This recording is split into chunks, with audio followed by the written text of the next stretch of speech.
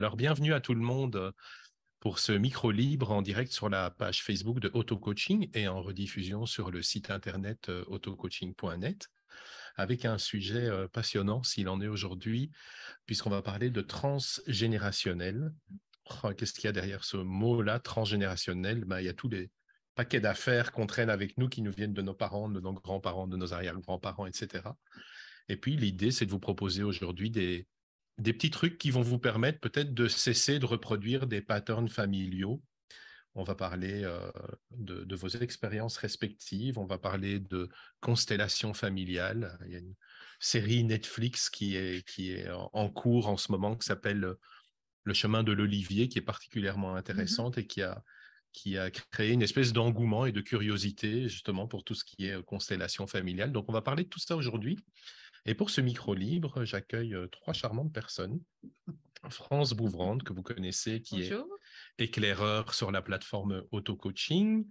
J'ai Sylvie Landry, qui, Bonjour. après un long chemin de développement personnel sur plusieurs années, oserais-je dire sur plusieurs décennies, a plongé également dans l'univers des constellations familiales de différents points de vue et entame une formation pour devenir facilitatrice en constellation familiale. Et Audrey Sanchez, qui est coach Bonjour. PNL, enseignante et facilitatrice en constellation familiale chez Coaching Québec et qui va nous partager aussi ses connaissances et son expérience sur ce sujet. Alors, comment cesser de reproduire les patterns de nos parents? Tout un défi. D'abord, est-ce que c'est vrai ça qu'on reproduit les patterns de nos parents? Parce que, je sais pas, vous avez quelque chose à partager à ce niveau-là? Qui veut commencer, Sylvie? C'est une question qui se pose même pas. Euh, Très, très jeune, j'ai commencé à voir que, premièrement, les autres, dans ma fratrie, mes sœurs, mon frère, suivaient les patterns de mes parents. Alors, évidemment, le regard s'est retourné vers moi pour me dire, OK, si eux font ça, je dois le faire moi aussi. Donc, j'ai commencé à m'intérioriser et à voir tellement de choses. Euh, Puis j'en vois encore là, après tant de temps. Ouais, ben c'est normal, hein, on Oui. apprend aussi par imitation. Donc, Tout à fait, oui. Puis, en fait, ça s'est approfondi aussi avec le temps. C'est pas seulement les gestes, c'est pas seulement les manières de penser, mais c'est aussi les croyances, toutes les motivations qui nous poussent à avancer, à faire des choses dans la vie, comment ouais. on est. Donc, oui, tout à fait. Oui, tout à fait. Moi, Tout à fait. je remarque en coaching, il y a pas mal de clients qui viennent me voir quand eux commencent à avoir des enfants. Parce que là, ils réalisent, Ah ils oui. disent, hey, en fait, là, je réalise que je suis en train de faire comme mon père ou ma mère faisait avec moi. Puis, bah, parfois, ils veulent ça, mais souvent, quand ils viennent en coaching, c'est qu'ils veulent pas ça, justement. Hein, mais souvent, c'est tard qu'on se rend compte que, hey, tiens, comme maintenant que moi, je deviens parent, c'est comme si je faisais un peu pareil.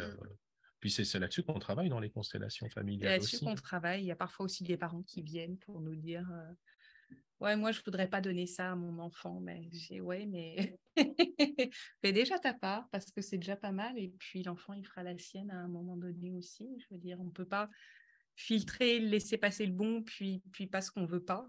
Mais je veux dire, ça se passe à un autre niveau. Puis c'est plus difficile que juste vouloir ou ne pas vouloir. Ça se passe à un autre niveau. C'est beaucoup inconscient aussi. Il y a aussi beaucoup de choses inconscientes, notamment en termes de loyauté, de fidélité, d'amour qu'on porte dans notre famille. Et en fait, c'est là-dessus que se basent les constellations familiales. C'est le fait que par amour, on va choisir de reproduire certaines choses ou de se limiter, nous, pour pas dépasser nos parents, pour pas trahir notre clan, notre lignée. Puis, on s'en rend pas compte finalement. Ouais. Oui, j'avais pas vu ça comme ça non Ouais. plus. Tu l'avais vu comment, toi, Ben, France? moi, en fait, quand j'accompagne des personnes, c'est déjà qu'à la base, je trouve que quand on est enfant, avant qu'on prenne conscience de notre réalité, vers l'âge de 7 ans, ben, on absorbe déjà, comme si l'enfant, il donne tout son pouvoir aux parents, donc il absorbe déjà tous les projections, les croyances des parents, l'éducation. Donc c'est comme si on avait déjà un bagage reproductible qui va faire que, pour moi, c'est comme des automatismes qu'on va avoir. Puis après, ce que je perçois, c'est que les personnes, quand on grandit, vers l'âge de 7 ans, qu'on commence à construire ce personnage, justement, parce qu'on est plus conscient de ce que je pense qu'il faut que je sois pour être bien dans cette société, parce que j'ai appris ci, j'ai appris ça. Puis de voir, en fait, qu'à un moment donné, on a comme ce bagage d'informations, puis on va faire l'expérience de cette information-là pour pouvoir justement récupérer notre propre pouvoir. Mais en faisant l'expérience de ce bagage-là, c'est là, en fait, qu'on peut se retrouver à répéter des schémas, des choses qu'on a reçues. Puis moi, c'est vraiment ça que j'observe dans l'accompagnement. Puis des fois, il y en a, ça prend, on répète.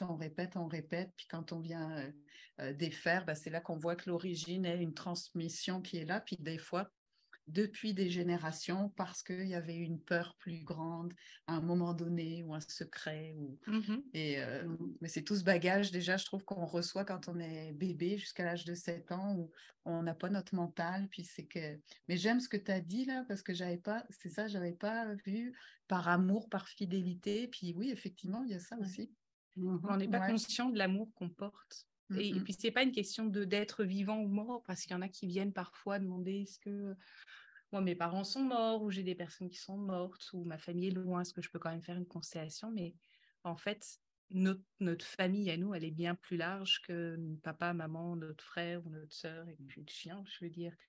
C'est vraiment bien plus large que ça. Puis on peut être très loyal ou très intriqué, c'est-à-dire très lié, avoir un lien très fort avec quelqu'un qu'on n'a jamais connu. Et ça, on ne sait pas, on le découvre en constellation. Il y a tout de suite des émotions qui passent, il y a tout de suite des sensations qui se passent, et puis tout le monde peut sentir que là, il y a quelque chose qui est en train de se passer. Ouais. Oui, moi, la notion de loyauté, ça m'interpelle beaucoup, parce que la loyauté et l'amour, ce n'est pas la même chose. Donc, effectivement, moi, je rencontre de temps en temps au coaching des personnes, souvent des jeunes adultes, qui sont en train, effectivement, de reproduire des patterns de leurs parents. Ils en veulent absolument pas de ces patterns-là, ils les aiment pas. Parfois même, ça a mené à des ruptures de communication avec leurs parents. Ils en veulent à leurs parents. Alors, je dis pas qu'il n'y a pas de l'amour quand même. Je pense qu'on a toujours de l'amour pour nos parents, mais c'est pas ça que les personnes expriment. Mais en fait, le fait de se rattacher à ces patterns-là, là, je pose une question, mais c'est en fait une forme de loyauté vis-à-vis de dans ma famille, ça se faisait comme ça. Et puis, consciemment, je veux rompre avec ça, mais inconsciemment, en fait, je colle complètement à cette loyauté à travers ces comportements-là. Oui, parce qu'on peut pas quitter notre famille. Je veux dire, on peut couper les ponts, effectivement, couper les liens, pas voir des membres de notre famille et dire, voilà, maintenant, moi, je suis tranquille. Mais la réalité, c'est que ça se passe pas comme ça, puisque même les enfants qui sont adoptés, qui n'ont jamais vu leurs parents naturels, vont reproduire aussi des comportements, des stratégies, des croyances de leurs parents naturels. Alors, c'est pas une question de je coupe les liens, j'ai envie de... Ça va au-delà de ça. C'est quelque chose qui nous prend à l'intérieur et qui est bien plus fort. Et effectivement, l'amour et la loyauté sont deux choses différentes, mais qui se confondent quand on est pris dans nos affaires, puis qu'on reproduit les choses. C'est pris tout ça, parce que justement, il y a un petit peu cette différence à faire. Je peux aimer quelqu'un, je ne suis pas obligée de faire comme lui, de reprendre les mêmes choses. Puis il y a aussi le fait qu'on garde ce qui est positif, parce qu'il y a beaucoup de choses positives qu'on a retirées de nos ancêtres, de nos familles, de nos proches. Mais souvent, les gens avec qui je parle ont l'impression, et même moi, dans mon cheminement, j'ai eu l'impression de ça, c'est que j'allais tout abandonner, l'amour, puis... que j'avais pour ces gens-là, en nettoyant, entre guillemets, ces liens-là. En fait, on garde seulement ce qui est positif, puis on construit encore plus de positif dessus. Donc, c'est très, très, très intéressant. Puis, pour rassurer les gens aussi en leur disant ça, parce qu'on parle souvent des choses qu'on veut laisser aller, puis bon, je ne veux pas ressembler à mon père, ou je ne veux pas faire comme ma mère a fait, mais on finit par le faire pareil. Oui, on fait indéniablement. adapté à notre vie, adapté à notre temps et tout ça, mais ça finit lorsqu'on se regarde aller, là, on réalise que, bon, on le fait pareil. Oui. Alors, donc, dans les constellations, c'est très intéressant pour ça, c'est qu'on on construit sur le positif. Oui, et puis c'est l'amour. C'est juste que l'amour n'est pas toujours articulé de la bonne façon. Et ça devient contraignant, ça devient pesant. Alors, c'est cette façon de pouvoir libérer l'amour de sorte que notre famille, nos origines soient des racines qui nous permettent d'être plus forts, d'aller plus loin et de vivre notre propre destin plutôt que d'être empêtrés dans quelque chose qui ne nous convient pas, qui est à l'étroit pour nous. Alors, on gardera toujours ses racines. Oui, puis quand tu parles d'amour, je pense qu'il y a aussi un lien avec la reconnaissance, le fait de se sentir appartenir, parce que quand tu parlais des enfants qui ont été adoptés, c'est ça qui leur manque, c'est la sensation de ne pas appartenir à leur famille biologique, puis inconsciemment, même énergétiquement, on voit qu'il y a vraiment des liens qui sont là, puis qu'en fait, c'est comme si ça venait apaiser, où il y a une recherche en fait d'être reconnu comme affilié en fait à ça, puis qui va faire que du coup inconsciemment on va aussi reproduire des choses parce que c'est comme une racine, la sensation d'appartenir, puis c'est vraiment une recherche qu'on a tous même de vouloir appartenir à l'ensemble pour se sentir accueilli. La première loi, c'est la première loi de cet amour-là circule pas sans un certain nombre de règles finalement. Puis la première règle, la première loi, c'est l'appartenance. Et qu'on le veuille ou pas, on appartient à notre famille biologique, si on reste au sein de notre famille biologique, et puis aussi adopté si on est adopté, mais dans ce cas-là, on appartient à ces deux familles-là. Et il ne s'agit pas d'exclure l'une ou l'autre. Nous, on appartient à ces deux clans-là. Mais il n'y a personne qui peut dire non, tu ne fais pas partie de ce clan-là, ou toi, tu ne nous conviens pas, ou tu es en dehors de la norme ou de ce qu'on cherche, nous, etc. Donc, on te met de côté. Nécessairement, il y a quelqu'un dans les générations qui va suivre, qui va aller se rattacher à la personne qui a été exclue pour pouvoir faire valoir ses droits, ce droit d'appartenance. Quand tu parles de première loi, c'est première loi des constellations familiales. Des constellations familiales, oui. Donc ça, peut-être pour les gens qui ne connaissent pas, qui ont vu le titre transgénérationnel, les constellations familiales, c'est en fait une approche, on pourrait dire thérapeutique, qui a été développée par un psychothérapeute allemand qui s'appelle Bert Hellinger dans les années 70. Et donc l'idée, en fait, c'est un peu de reproduire dans l'espace une constellation, c'est-à-dire de placer des personnes qui représentent des membres de la famille. Donc, d'où l'idée d'une constellation, parce que c'est une représentation dans l'espace. Et l'idée est de travailler avec cette constellation-là, en fait, pour que, je vais résumer de manière très, très, très basique, pour que les choses se remettent à leur place. Et donc, pour que les choses se remettent à leur place, c'est quoi leur place? C'est une manière de faire circuler justement l'amour entre les membres de la famille d'une manière qui répond à certaines lois, je veux dire, qui sont des lois d'homéostasie ou d'équilibre ou de bien-être dans la famille. Et souvent, il y a eu des cassures pour toutes sortes de raisons, soit effectivement une mort, une adoption, une dispute ou un meurtre, ou toutes sortes de choses. Et tant que cet ordre n'est pas rétabli, c'est comme s'il y avait une espèce de poids qui se transmettait de génération en génération et qu'il y avait un mouvement pour essayer de compenser ça. Et en fait, l'idée de la constellation, c'est de remettre de l'ordre là-dedans. Est-ce que j'ai bien résumé? C'est tout à fait ça. Bon, super. Ce que je voudrais dire, j'ai eu l'occasion de vivre des constellations en France, puis il y avait aussi toute cette notion de compréhension qui était amenée. J'avais travaillé, moi, sur le lien avec le père, qui, lui, a pris un chemin complètement différent. Puis, c'était vraiment le travail qu'en était ressorti, moi, c'est vraiment ça que j'avais ressenti, c'était l'acceptation de, écoute, moi, je te reconnais, puis j'accepte pleinement le chemin que tu as pris, mais moi, là, je vais prendre cette direction-là. Puis du coup, c'était le fait d'amener la compréhension, ça m'avait vraiment aidé à me choisir, à me positionner, puis à accepter que son chemin, même si, je veux dire, c'est un type de chemin qui peut être énormément critiqué, jugé, enfin plein de choses. Je ne vais pas rentrer dans le détail, mais c'était son choix d'expérimenter ça. Puis la compréhension a fait qu'il y a eu vraiment une belle libération qui avait été faite parce que c'était une reconnaissance que on est tous là à faire nos expériences, puis d'accueillir l'autre dans ce qu'il est. C'est vraiment ça qui en était ressorti. Ça avait été vraiment toute cette compréhension qu'il y avait eu. Et justement, il y avait eu au départ, vu que ça partait du travail sur mon père, il y avait eu aussi tout ce que lui avait vécu avec son propre père qui avait généré des blessures de rejet, des choses comme ça, qui avait fait qu'il avait cherché une autre famille ailleurs, puis c'était dans ce type de groupe qu'il voulait évoluer. Puis moi, ça m'avait énormément apporté. Une compréhension, on était remonté à 3 générations au-dessus même, je crois. Oui, c'est un travail de réconciliation, les constellations familiales. On ne change pas l'histoire.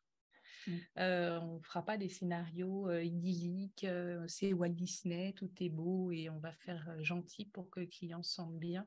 On va vraiment montrer les choses telles qu'elles sont. Et si l'âme du client est prête, alors il sera capable d'aller vers cette réconciliation et donc l'acceptation de ce qui est là. Bien souvent, ce qu'on peut observer, c'est qu'on reste un peu des enfants à l'intérieur. C'est-à-dire que oui, on peut être des adultes et avoir une vie d'adulte, se comporter comme des adultes, mais vis-à-vis de nos parents, on restera toujours des enfants, même si on a 80, 90 ans. Et on se comporte un peu comme des enfants vis-à-vis de nos parents avec des attentes qui ne sont peut-être pas réalistes, ou qui sont démesurées, ou qui ne correspondent pas à la réalité de nos parents, qui sont en fait des parents ordinaires, des gens ordinaires, puis on attend d'eux des choses extraordinaires. Alors, travailler sur ce regard-là d'enfant vis-à-vis des parents, c'est ça qui va permettre la réconciliation, voir que ce sont des gens ordinaires. Et nous, on est des enfants ordinaires aussi.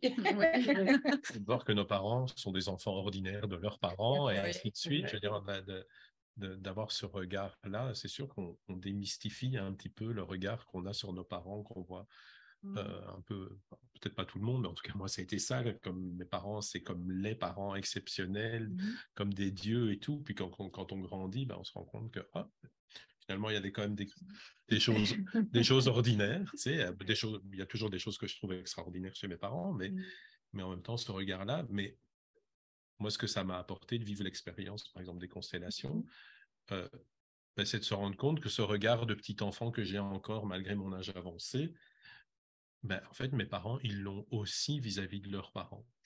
Et ainsi de suite. Donc, comme tu dis, là, c'est pas parce que tu as 60, 70, 80 ans qu'à l'intérieur, tu es encore un petit enfant, puis tu portes des choses. Si c'est pas résolu, là, tu les portes et puis tu les transmets, puis tu les transmets à la génération suivante, puis on veut pas faire ça, puis on s'en rend même pas compte. C'est tellement imprimé dans notre façon de faire, dans notre façon d'être, et parfois, ça nous saute aux yeux brutalement lors d'un événement particulier.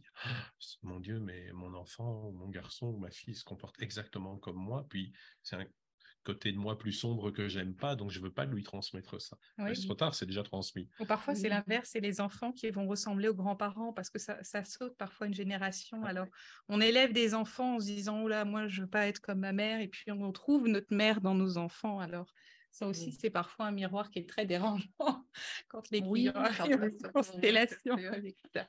Moi, je voyais ça un peu comme si j'étais comme un pantin, une marionnette là, avec des fils et tout ça. Puis quand je vais en constellation familiale, c'est comme si je coupais un des fils du marionnettiste, puis je disais, merci beaucoup, maintenant, j'ai plus besoin de toi, je viens de comprendre que mon bras peut fonctionner tout seul, par lui-même. Je suis rendue assez grande. C'est souvent l'image que je donne puis que je vois, qui est comme reprendre la vraie moi. Parce que un jour, une thérapeute m'avait dit ce n'est pas toi, Sylvie, c'est à l'intérieur de toi, mais ce n'est pas toi.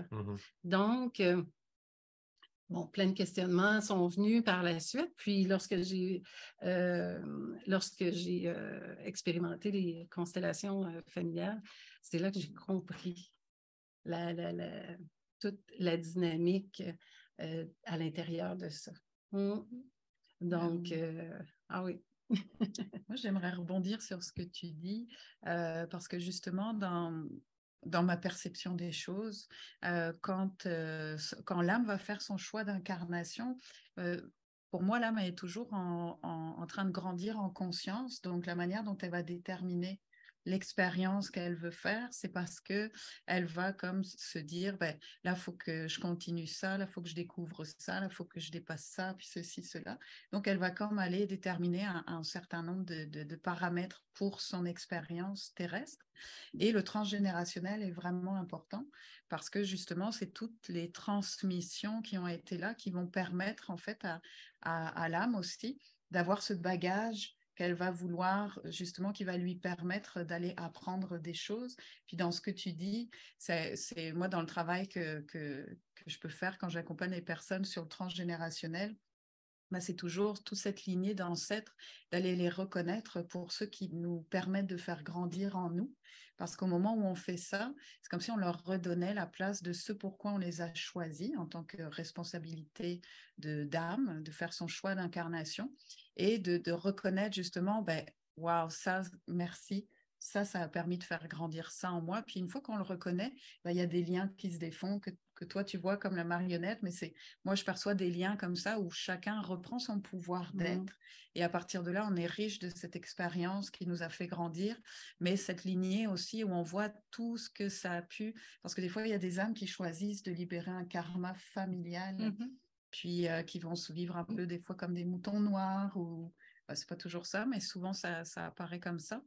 Et là, il y a tout ce travail des ancêtres, du transgénérationnel qui apparaît parce qu'il y avait eu un lourd secret de famille, puis que ça s'était tu. Donc, du coup, ça avait comme créé des familles où on ne parlait pas trop, où il y avait des tabous, des choses comme ça. Puis, et ça, c'est vraiment, moi, je trouve ça passionnant parce que quand on arrive à reconnaître ça, puis à voir toute la lignée, ben on a vraiment, on coupe vraiment des liens et on reprend toute l'énergie. C'est comme si d'un coup, on reprend notre pouvoir d'être, puis on est riche de ça. Donc, c'est ça, moi, je perçois aussi beaucoup de liens qu'il peut y avoir. Ouais. Et en même temps, c'est très culpabilisant pour les personnes qui viennent faire ce travail parce que ça nécessite de couper cette loyauté, finalement, cette appartenance. L'individualisation apporte beaucoup de culpabilité. Ah oui, mais tu ne penses pas que couper, ça serait plus comme transmuter? Oui, transmuter, mais ça reste que même si on transmute et qu'on choisit de faire différemment du reste de notre famille, bah, c'est culpabilisant. Tu as observé ça, qu'il y avait beaucoup de culpabilité dans... Ah oui, d'accord. On est beaucoup dans notre innocence quand on refait ce que toute notre famille a toujours fait. Et ça nous donne très, très bonne conscience. C'est sécurisant. C'est sécurisant parce qu'on fait comme eux. Puis en fait, on est bien entouré, on est bien accompagné là-dedans.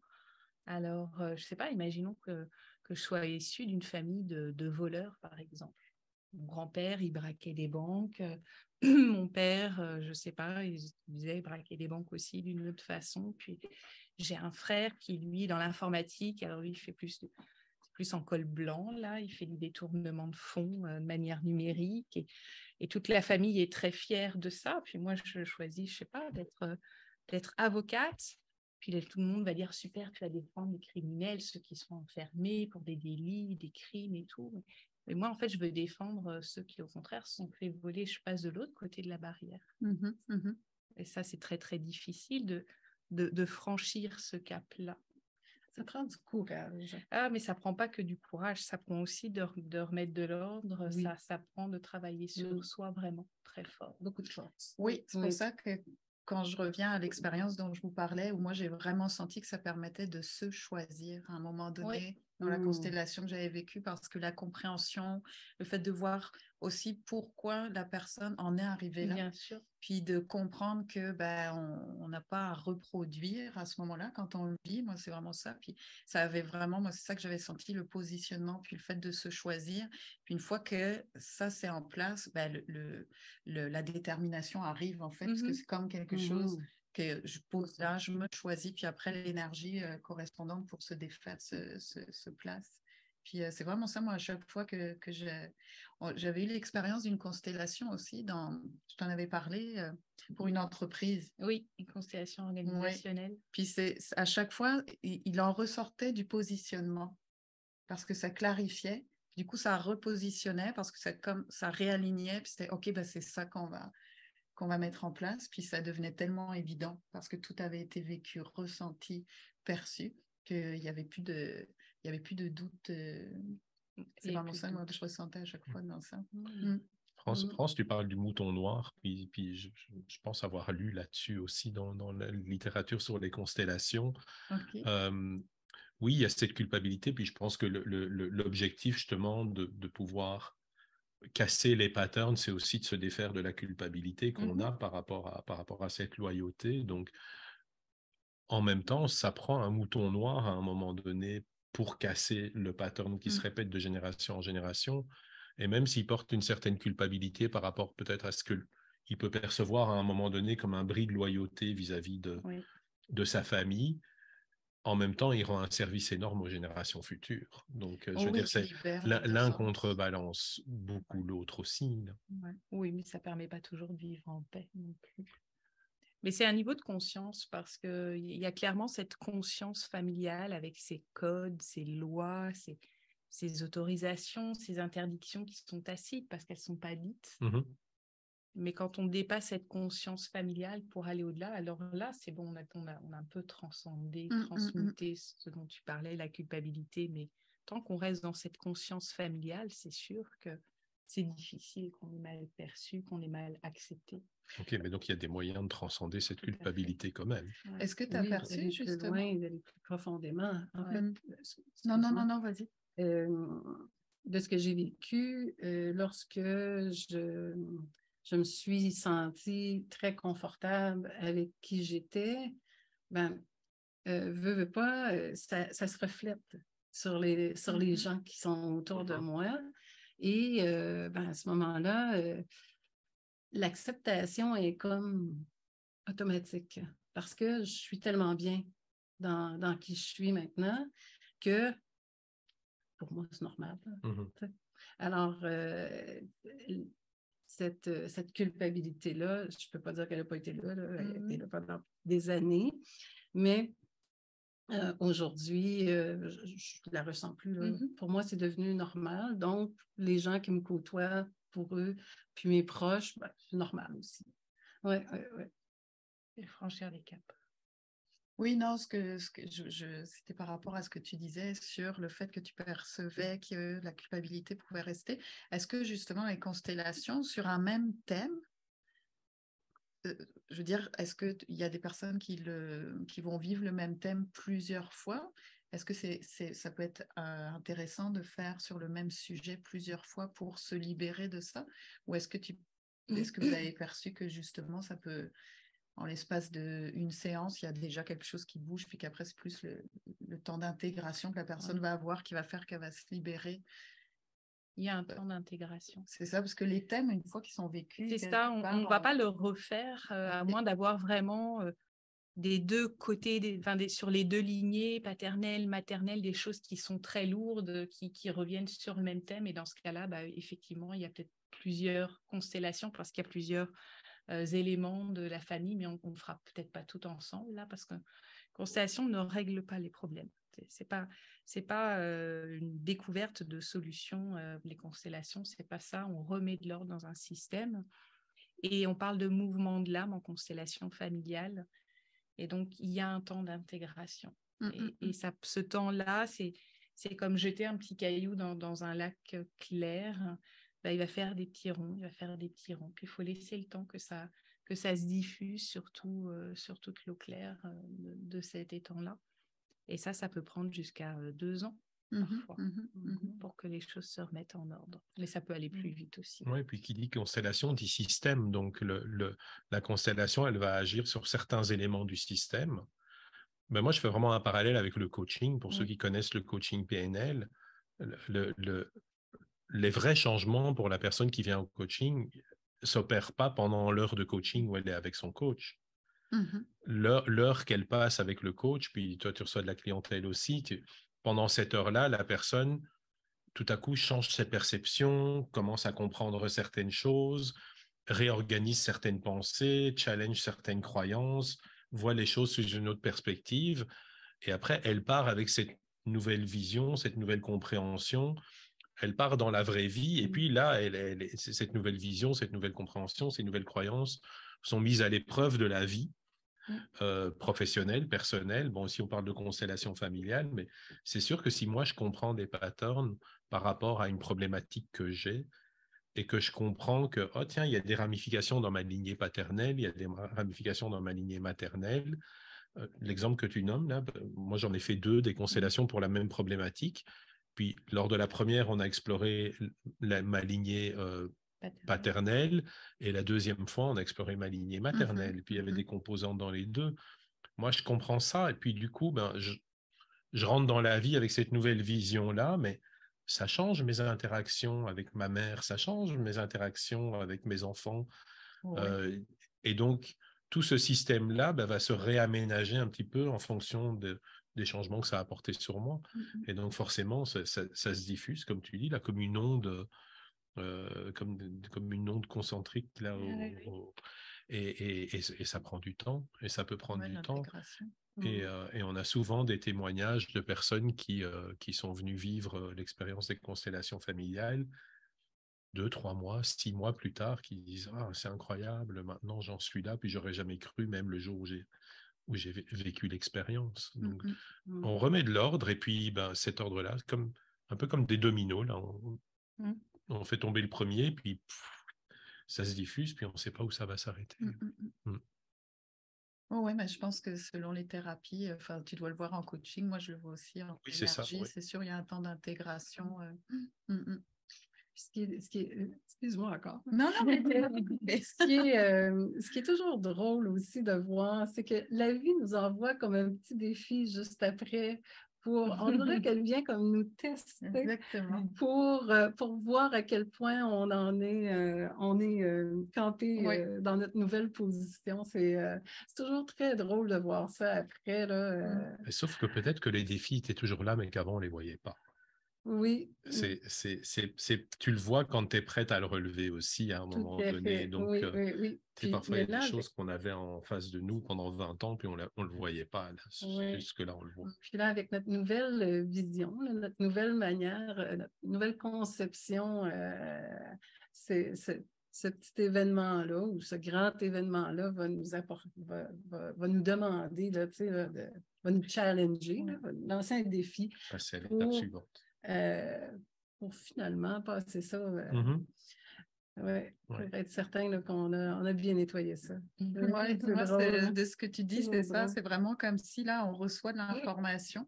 Comme tu dis, le système est en train de changer et tout ça. Donc, on se vibre dans notre nouveau. Puis, c'est comme si là, la vie, tout ce qui appartenait à avant, comme tu dis, on le voit comme avec une autre paire de lunettes. Puis qu'effectivement, là, la vie nous ramène quelque chose qui correspond à l'ancien. Puis c'est ça, cette sensation comme si la vie nous disait, alors, t'es sûre là de ton choix? Oui. Puis là, le positionnement va faire que ça va être... après, ça va sortir de nos champs. Puis moi, je vois ça comme d'un test aussi, mais c'est les lunettes qui changent aussi parce que là, on est arrivé dans le nouveau, puis on commence à voir tout ce qui correspondait à avant. Puis qu'on ne veut plus, puis ça, moi, je trouve que ça, c'est le signe qu'on est vraiment passé dans autre chose. C'est vrai. Puis, j'aime ça.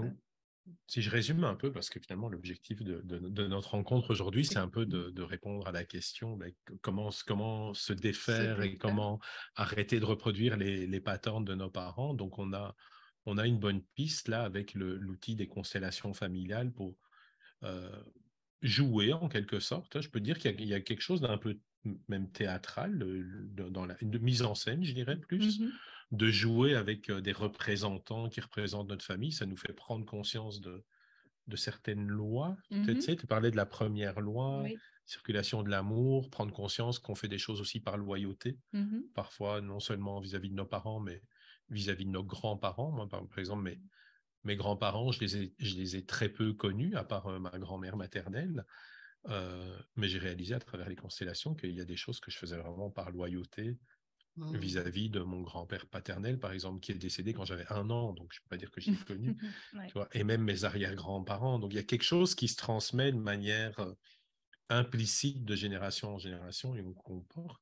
Est-ce qu'il y a d'autres lois importantes dont on peut prendre conscience comme ça à travers cet exercice-là et qui nous donnent des pistes pour justement se La défaire? première piste, avant d'aller observer les lois, c'est déjà de se regarder soi, de regarder autour de nous les gens qui nous ont élevés, qui font partie de notre famille. Qu'est-ce qu'on fait comme nos parents? Qu'est-ce qu'on fait comme notre maman, comme notre papa, notre grand-mère, notre grand-père, etc. Parce qu'autrement, on n'aurait pas de raison de vouloir changer quoi que ce soit, si on n'observe pas ça. Et puis, outre l'appartenance, il y a une autre loi, en fait, il y en a 2 autres. C'est la loi de l'ordre. On arrive tous dans un certain ordre dans notre famille. Alors, c'est très simple, c'est l'ordre de naissance. C'est très simple, si je suis née le 1er janvier, j'arrive avant celui qui arrive le 1er mai, par exemple. Sauf que parfois, cet ordre-là, il n'est pas respecté. L'enfant numéro 2 est un peu considéré comme l'aîné n'est pas considéré comme étant le premier enfant, etc. Donc, ça s'applique à n'importe quel rang dans notre famille, mais parfois, c'est pas bien balancé. C'est-à-dire qu'on ne met pas les bons rôles aux bonnes personnes. Ça veut dire que il y a un déséquilibre au niveau de l'ordre. Et ça provoque aussi des relations qui peuvent être difficiles à vivre, des jalousies, des loyautés aussi à d'autres personnes de la famille qui devraient pas être nous. Alors ça peut après prendre d'autres formes et se regrouper. Ça peut arriver aussi si, par exemple, des parents se séparent, qu'il y a un des enfants qui commence à assumer le rôle du parent qui est plus là, par exemple. Alors en général, c'est l'aîné qui reprend à son compte les sentiments du parent qui a été un petit peu tassé. Alors ça arrive très souvent dans le cas des séparations qui sont plus difficiles ou des familles recomposées qui se sont faites en se disant tous les enfants vont être égaux. Nous, on est égaux devant les enfants. Donc, toi, voilà ton nouveau père, voilà ta nouvelle mère, puis ça va être comme ça. Là, il y a le déséquilibre est flagrant parce que l'enfant a réellement une maman, un papa qui sont peut-être pas ensemble, mais en tout cas, le conjoint numéro 2 qui arrive, il n'a pas la même place que l'autre parent, c'est évident. Les enfants qui arrivent d'une autre famille, ils n'ont pas la même place pour moi que mes vrais frères et sœurs. Alors, tout ça, effectivement, on en voit beaucoup des parents qui sont heureux, ils s'aiment, et on va se mettre ensemble, on va recomposer joyeusement nos familles, puis arriver sur place, c'est très, très, très tendu. C'est un peu le désordre. C'est un peu le désordre. Et donc, l'idée de la constellation, c'est de remettre l'ordre là-dedans, de remettre la place de chacun, en fait, dans son rôle aussi. Oui. Puis chacun sa place. Si je peux ajouter au fait, parce que souvent je vois plein de formations et tout ça en cheminement personnel. Puis je trouve qu'il y a toujours à la base de ça, là, on oublie souvent de dire aux gens, pour prendre conscience, puis observer les gens autour de nous, puis ensuite appliquer ça, voir si ça s'applique à notre vie, tout ça. Mais il faut ralentir le rythme de notre vie. Parce que dans la course effrénée, les enfants, les cours de guitare, de ballet, de soccer, les gens, on ne prend pas le temps de ralentir et de s'observer. Donc, moi, ça serait mon conseil, vraiment, là, de ralentir le rythme de notre vie. Il n'y a pas personne qui va mourir de ça. Mais au contraire, tout le monde va se porter beaucoup mieux. Puis, les prises de conscience sur nos comportements à nous-mêmes et ceux des autres, on va être plus... nos sens vont être plus aiguisés et on va pouvoir mieux les accueillir à l'intérieur de nous. Ce serait vraiment, moi, c'est ce qui m'a Ça serait dans un sauvé, monde là. idéal. Hein. Mais c'est faisable. Je l'ai fait. Oh, oui. Ouais. Ralentir. À chaque fois que je me suis trouvée dans des situations, c'était comme mon leitmotiv. Je me suis trouvée dans des situations compliquées et tout ça par rapport à mon cheminement personnel. Ça ne marchait plus. C'était toujours ça que je faisais. Je ralentissais le rythme de ma vie. Oui. C'est vrai que ça nous permet de nous auto-observer un petit peu, prendre du recul, voir un peu OK, où j'en suis, je mets un peu tout ça sur la table. Oui. Moi, ce que je constate, moi, je dirais malheureusement, c'est que souvent en coaching, les gens ils viennent quand ils ont eu ils ont frappé un mur ou tout à coup il s'est passé vraiment quelque chose grosse prise de conscience. Là, je réalise là. Donc évidemment, c'est sûr que l'idéal, comme on dit, il vaut mieux prévenir que guérir. Donc de pouvoir prendre ces moments-là, je pense qu'effectivement, il y a beaucoup de gens qui s'offrent pas ce. Puis ce en temps-là. ralentissant le rythme de notre vie, on n'arrête pas de vivre, là, on continue de faire nos choses, mais c'est seulement de prendre un peu plus notre temps à faire la vie de tous les jours. Là, puis déjà là, ça aide énormément. Une chose qui m'intrigue aussi par rapport justement aux patterns qui sont répétés comme ça, c'est par rapport aux professions. Oui. Par rapport aux professions. Un exemple vivant devant vous ici. Moi, j'ai toujours voulu faire un métier. Là, quand j'étais jeune, là, mon rêve, c'était de devenir pilote d'avion. Puis, je ne suis pas devenu pilote d'avion, parce que je suis là devant vous en train de piloter un micro libre. Bon. C'est tout aussi périlleux, mais... Et puis, j'ai jamais eu l'impression tu sais, d'en avoir fait grand cas, d'en avoir parlé, d'avoir manifesté beaucoup de regrets, etc. Puis aujourd'hui, j'ai un fils qui est pilote d'avion. Puis la maman de mes enfants, elle est infirmière. Puis j'ai une fille qui est infirmière. Puis moi, mes premières études, c'était en biochimie, biologie. Puis j'ai une fille qui étudie la biologie. Ça fait 3. Puis je me suis passionné pour l'informatique. Puis mon 4e, il travaille dans la réalité virtuelle. Alors, inévitable. Sacré pattern. Sacré pattern. Ouais. Puis il y a des familles comme ça, on est notaire de père en fils, on est médecin, puis puis moi je me rappelle que quand j'étais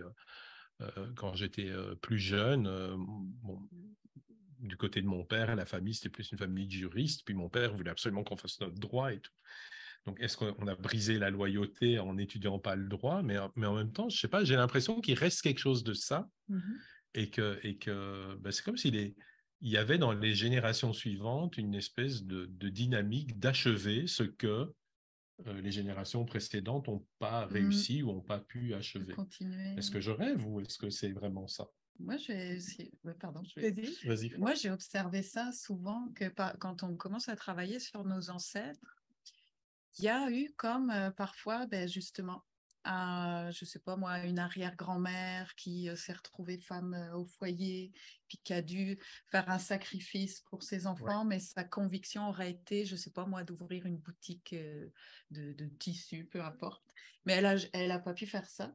Du coup, elle a comme gardé ça en elle. Puis souvent, énergétiquement, on voit quand ça se produit, qu'en fait, c'est comme si on venait continuer quelque chose qui a été comme, ça a émergé dans la vibration de la lignée familiale, l'information qui est dans la lignée au niveau énergétique, puis que du coup, un des enfants qui est plus disposé, ou parfois par la reconnaissance ou des choses comme ça, c'est comme si l'ancêtre continuait de se vivre à l'intérieur de l'enfant et l'enfant va reproduire.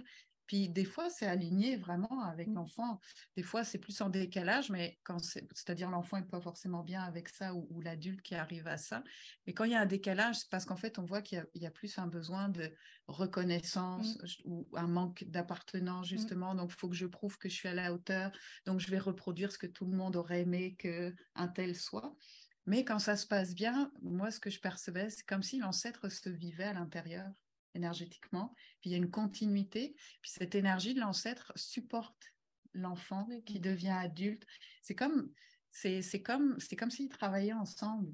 Et on peut percevoir, moi en tout cas, j'arrivais à percevoir la vibration de l'ancêtre qui accompagne dans l'aura de l'enfant pour la continuité. Quand ça se passe harmonieusement, Quand là, ça se passe harmonieusement. oui. Sinon, Ouais. quand c'est dans la distorsion, mais là, c'est parce qu'il y a une blessure Oui, c'est ça. de rejet, de reconnaissance. Mais dans l'autre cas, de ce que tu dis là, avec tes enfants, il y a peut-être...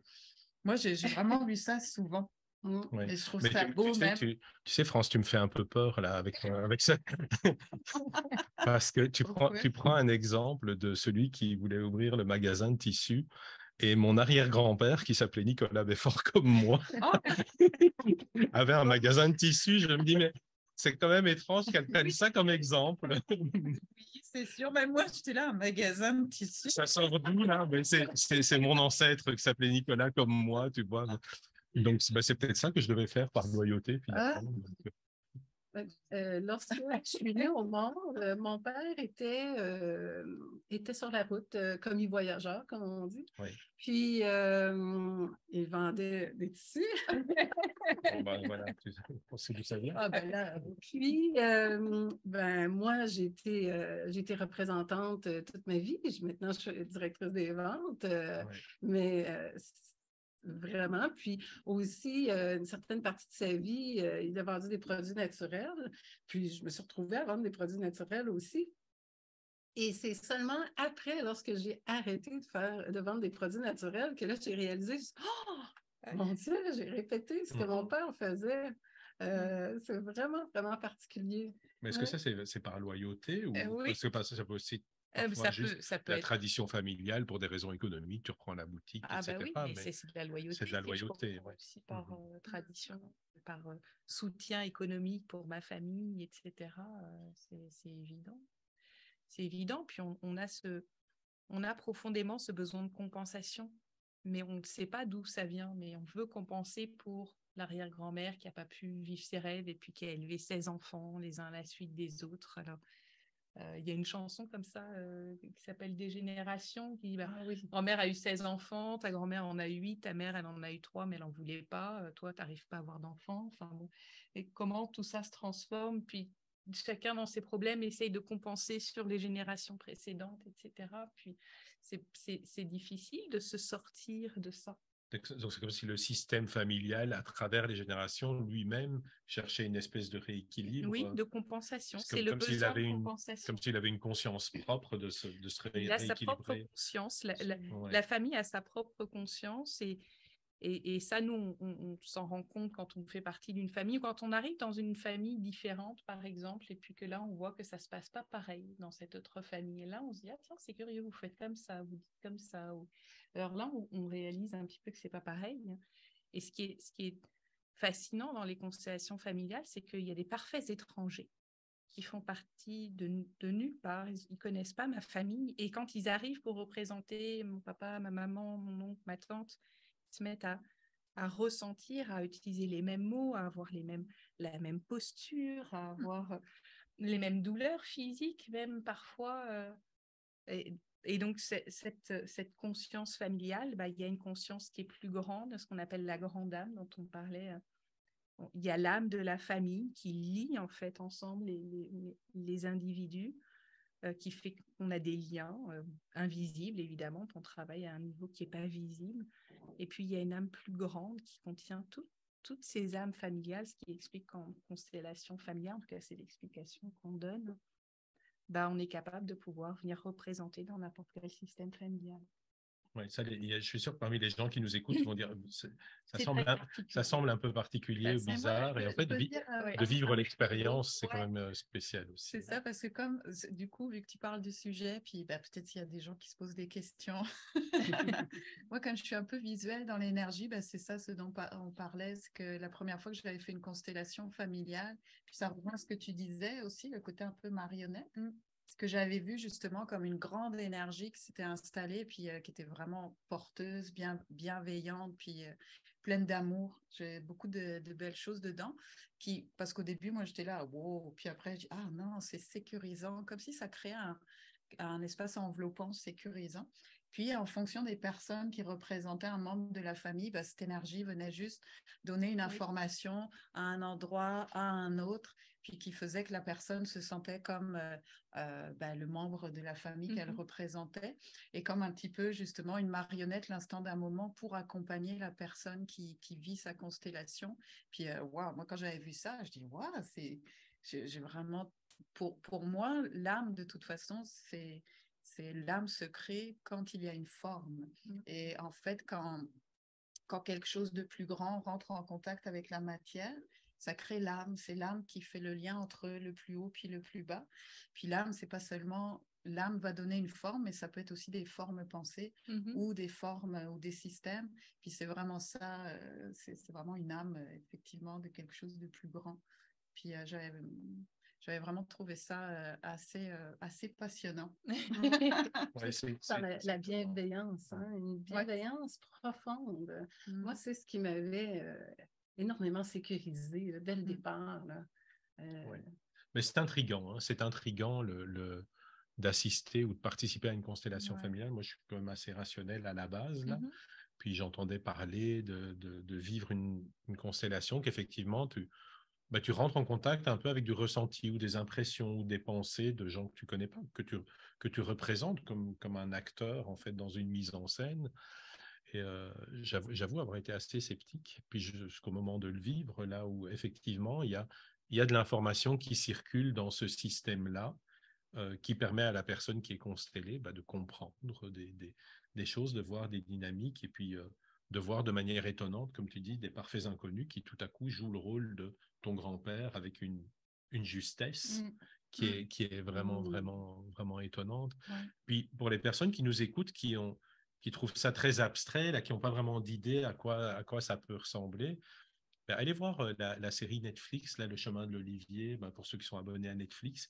Ça vous donne un peu une idée, je trouve assez juste, de comment ça se passe, ou venez expérimenter les constellations familiales lors d'une journée, là, même juste comme représentant pour voir comment ça se passe. On en organise assez régulièrement ici chez Coaching Québec, donc c'est une expérience intéressante à vivre, vraiment, et qui est vraiment porteuse de bienveillance, comme tu dis, mais aussi de solutions pour la personne qui se fait consteller, puis d'espoir, puis d'amour, beaucoup. Oui, puis même en tant que représentant, je veux dire, d'avoir vécu ce rôle de représentant-là, vient aussi travailler sur notre propre système. Alors, ce n'est pas direct, mais ça vient commencer à replacer des choses aussi. Oui, parce qu'on est tous, je suis sûr que chaque personne qui nous écoute aujourd'hui, là, elle s'est retrouvée d'une façon ou d'une autre dans cette espèce d'idée qu'on reproduit des patterns et qu'il y a il y a peut-être des chaînes qu'on a envie de briser de peur de retransmettre à nos enfants. Je veux dire, on a tous ça dans notre famille à différents niveaux. Donc, effectivement, donc même quand on travaille comme représentant, on s'identifie quelque part à ce qui est en train de se passer. Ouais. Bon, ça ressemblait à un mot de conclusion. Il est 13h, on a commencé un petit peu en retard, alors on va se donner encore 3-4 minutes pour justement un petit mot de la fin. C'est un sujet hyper vaste, il y aurait plein de choses à dire encore. Il y a des chouettes lectures à faire là-dessus aussi, si vous voulez aller chercher. Il y a des tas d'ouvrages sur le transgénérationnel, sur les constellations familiales. Rien de tel que de vivre l'expérience aussi. Vous avez l'occasion vraiment de venir vivre l'expérience d'une constellation familiale comme représentant ou comme personne constellée. Vous pouvez aller voir sur le site internet de Coaching Québec, vous trouvez plein de dates. Sylvie, toi, tu vas entamer une formation de facilitatrice, donc pour accompagner les personnes à travers les constellations, c'est quelque chose qu'on offre aussi. Donc, soyez curieux, faites vos recherches, comme on dit, et puis vous verrez qu'il y a plein de choses intéressantes. J'ai envie de vous laisser un petit mot de la fin à chacune de vous trois sur qu'est-ce que vous pourriez donner comme piste aux gens qui nous écoutent, justement, pour découvrir un petit peu plus comment faire pour casser ces patterns. Moi, je pourrais commencer. J'aime beaucoup ce que tu as dit. Le premier conseil, c'est pour moi, quand je travaille avec des personnes, c'est vraiment d'observer déjà c'est quoi, comment je vivais dans ma famille, comment vivent mes parents, déjà d'observer d'où on vient. Je trouve que c'est vraiment une base essentielle. Puis que avant tout travail de croissance spirituelle, on va dire, ou personnelle, mais ça fait partie de la croissance personnelle, mais vraiment d'aller étudier ce personnage avant pour pouvoir vraiment se reconnecter à soi. Puis le fait aussi, le fait d'aller observer, parce que nos ancêtres, en fait, ce que je veux dire, c'est le fait de les accueillir puis de les reconnaître, parce que quand je parlais du choix d'âme qu'on fait, ben, quand on choisit de s'incarner dans une famille, dans un système familial, ben, c'est vraiment parce qu'on vient apprendre des choses, on vient travailler des choses, on vient comprendre des choses. Et si on se met en résistance, ou qu'on n'accueille pas, ou qu'on n'accepte pas, en fait, ces lignées-là, ben, de fait, on crée des résistances inconscientes. Donc, moi, il y a quelque chose aussi que je trouve qui est important, c'est vraiment de pouvoir reconnaître, puis être en gratitude des transmissions qu'il y a eu, qu'elles soient dans le plus ou dans le moins, tout à son équilibre. Mais dans le moins, c'est ce qu'on est venu travailler. Puis que souvent, les problématiques qu'on perçoit chez nos parents quand on est ado, qui nous énervent, ben, c'est vraiment la problématique qu'on vient travailler dans cette incarnation-là, puis on se dit, bon, ça me renvoie. Donc, c'est toutes ces choses-là. Puis, je veux juste faire une parenthèse aussi. Quand je voyageais à Bali, en Indonésie, en fait, comment dire, les parents, les grands-parents et tout ça, ils créent en fait dans l'espace de vie toujours une chambre, une maison, puis ils gardent leurs aînés. Et quand on leur avait parlé des maisons de retraite qu'on avait et tout ça, ils ne comprenaient même pas ce qu'on leur disait. Ils disaient, mais comment vous pouvez faire ça? Mettre vos aînés en maison de retraite? Je dis, bah, là, c'est la culture occidentale, puis pour nous, c'est comme banalisé. Mais pour eux, c'est comme si on transgressait une loi énergétique, universelle, mais c'est eux qui vous ont mis au monde, c'est eux qui vous permettent de vous faire grandir, mais pas que physiquement, mais dans tout votre être. Et ça m'avait tellement marqué. Puis il y avait justement une grand-mère qui était là, qui avait, je crois, près de 100 ans. Puis elle vivait avec ses enfants, ses petits-enfants, ses arrière-petits-enfants. Puis waouh, je pense qu'en Occident, on a perdu ce contact aussi, qui fait que reconnaître nos ancêtres comme un héritage qui nous permet vraiment de se retrouver soi dans l'adversité ou dans l'accueil des qualités, ben, c'est ça que j'ai envie de dire, que pour moi, je trouve que ça fait partie de nous aussi, puis que c'est important à intégrer. Donc, voilà. Merci, France. Un mot de conclusion, Sylvie. Pour ma part, je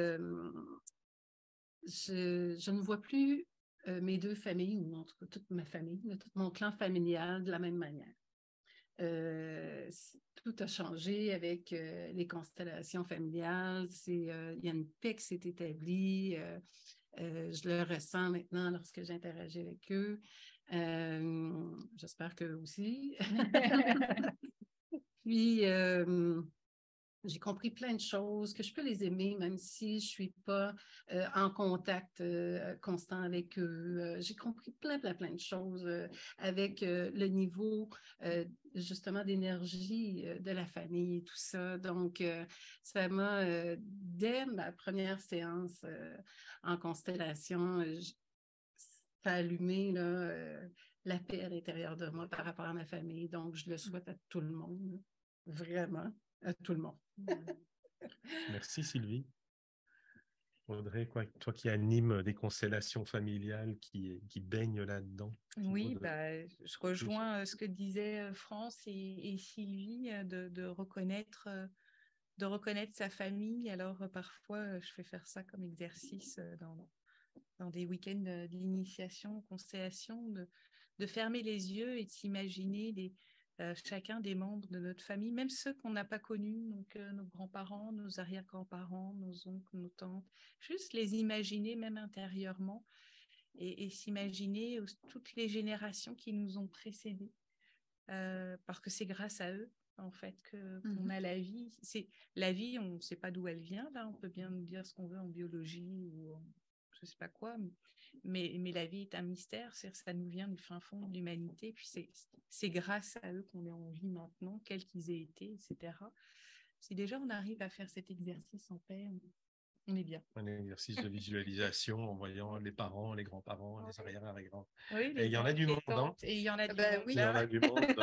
Sans doute qu'on en a en commun à un moment donné. dans les tout premiers. Super, ouais. Ben, merci beaucoup à toutes les trois d'avoir participé à ce Merci. micro-libre sur ce sujet du Merci. transgénérationnel. Merci de Merci à l'invitation. vous qui nous avez écoutés, regardés. Merci pour vos commentaires. Ce micro-libre, il est rediffusé, donc vous y avez accès sur le site d'AutoCoaching. Donc, n'hésitez pas à commenter, à poser des questions, à nous envoyer des messages si vous voulez découvrir les constellations familiales ou en savoir plus sur le transgénérationnel. Vous avez aussi le lien de contact pour contacter France, qui est éclaireur sur le site AutoCoaching. Vous avez les coordonnées aussi d'Audrey de Coaching Québec pour tout ce qui est constellation familiale. Merci à vous trois et je vous souhaite un bel hiver. C'est notre premier jour de neige aujourd'hui ici au Québec, 14 novembre. Il neige un petit peu. Alors, merci à tous et à très bientôt. Merci beaucoup. Bonjour. Merci.